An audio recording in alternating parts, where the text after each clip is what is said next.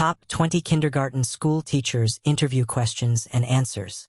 Preparing for a kindergarten teacher interview requires insight into both early childhood development and classroom management.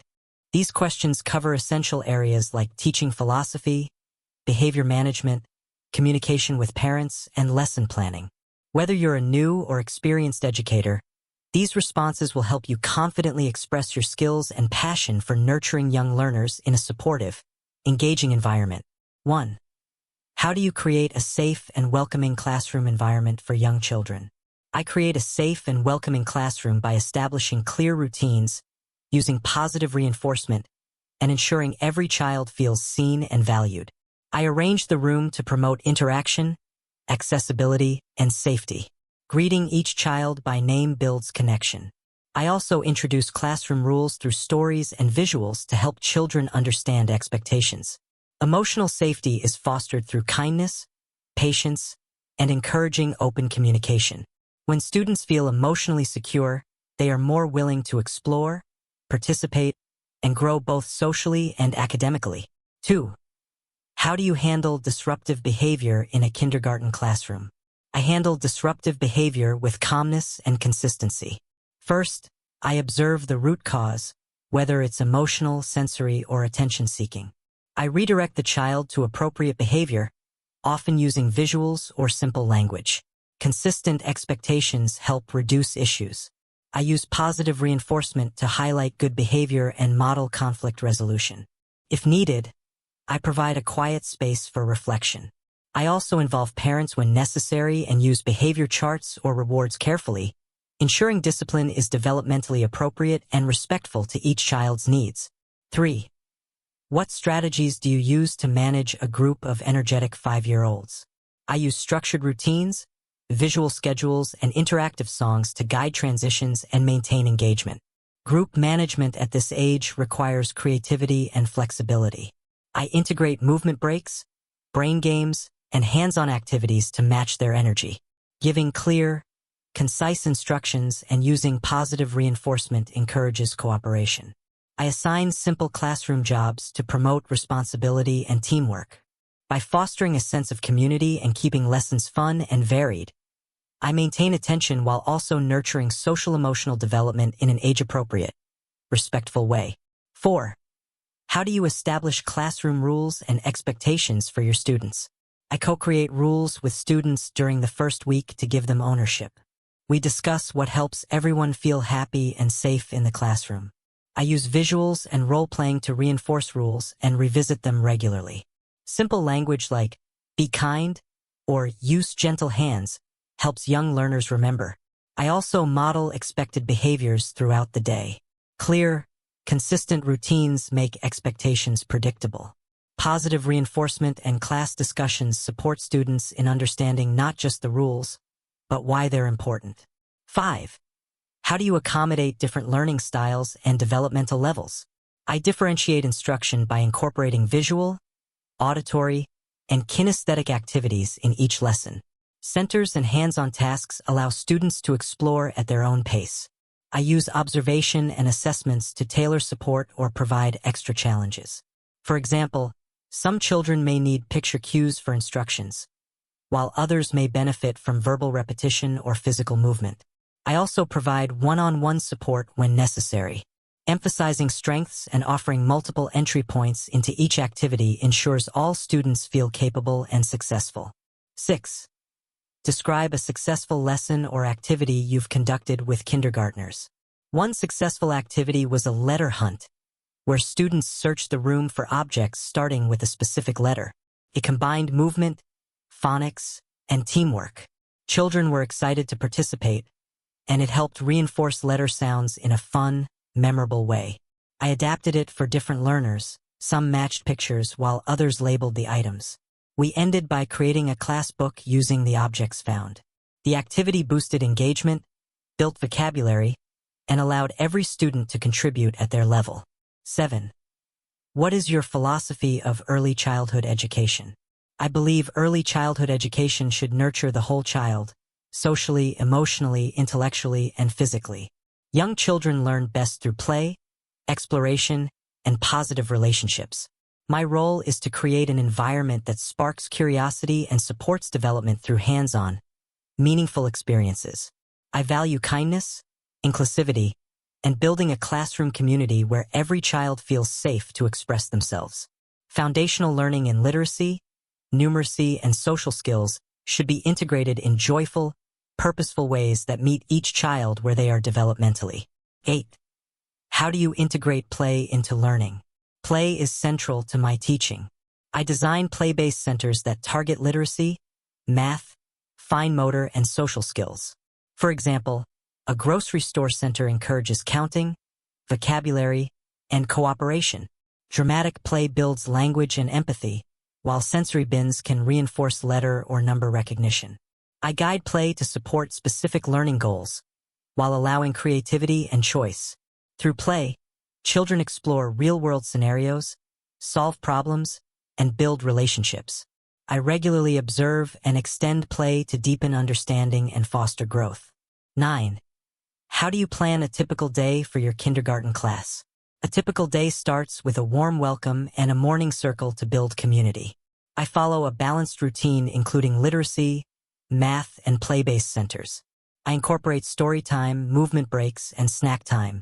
Activities are hands-on and developmentally appropriate. I plan transitions carefully to keep the day smooth and engaging. The afternoon includes creative activities like art or music, followed by outdoor play.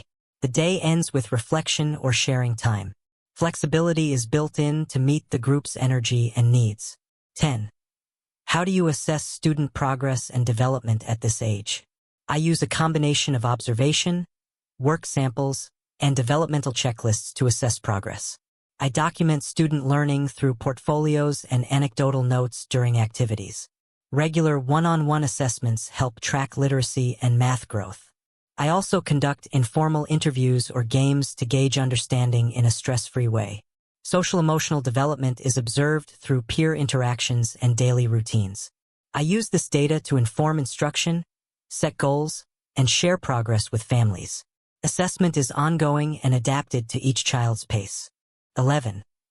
What techniques do you use to teach foundational literacy and numeracy skills? I use phonics-based instruction for literacy, incorporating songs, rhymes, and letter games to make learning engaging. Story time includes interactive questions to build comprehension.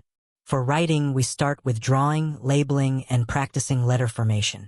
In numeracy, I use manipulatives, counting songs, and real-life math problems such as sorting or measuring during play.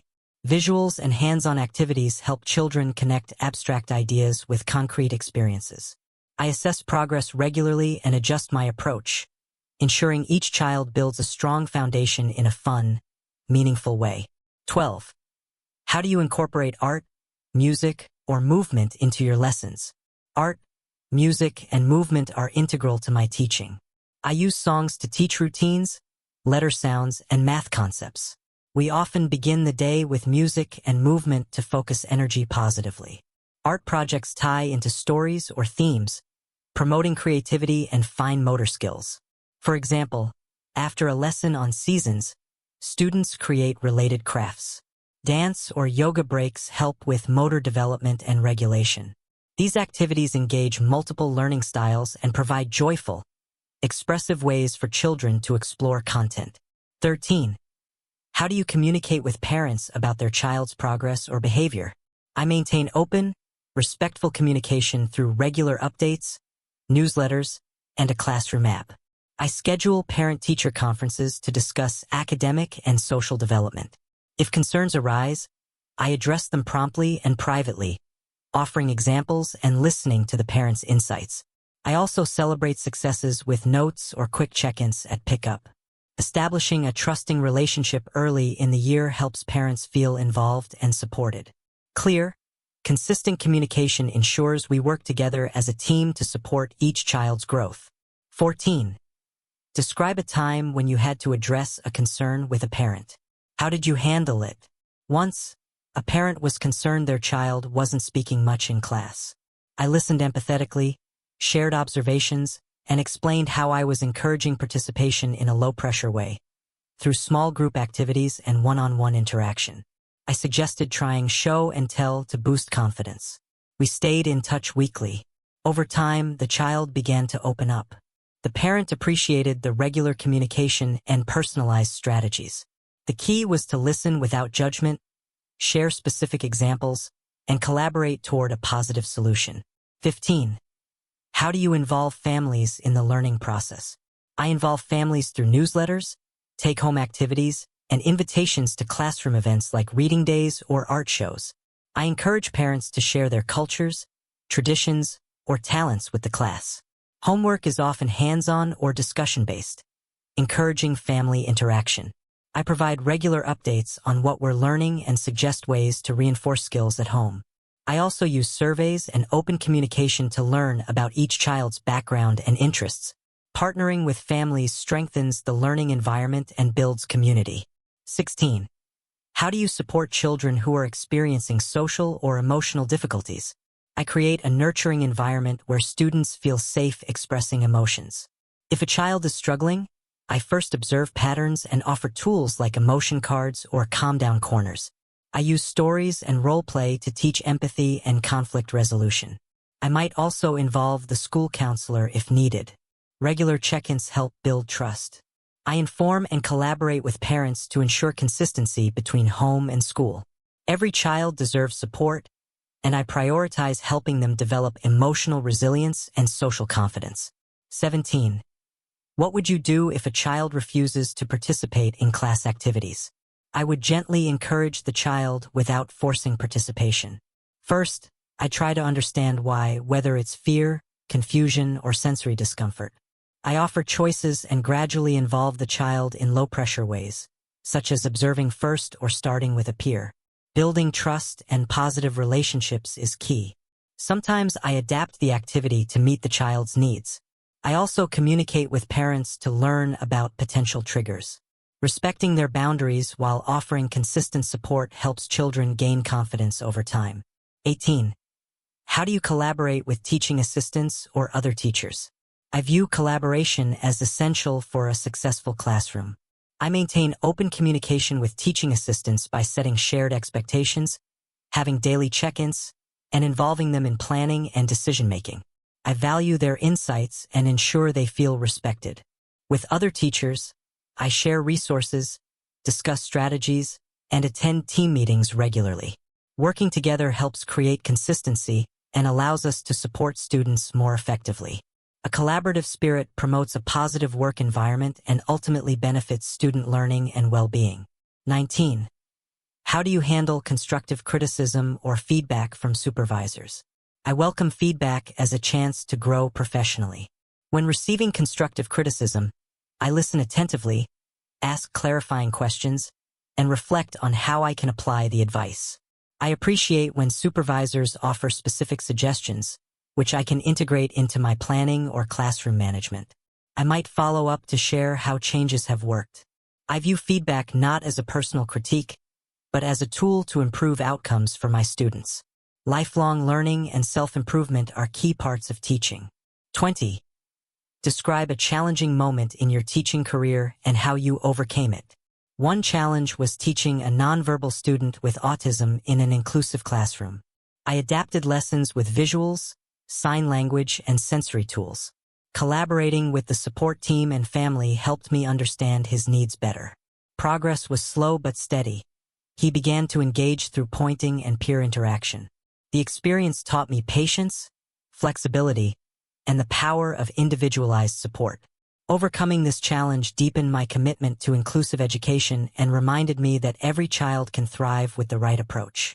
Mastering these top 20 kindergarten teacher interview questions and answers can help you stand out as a thoughtful, well-prepared candidate.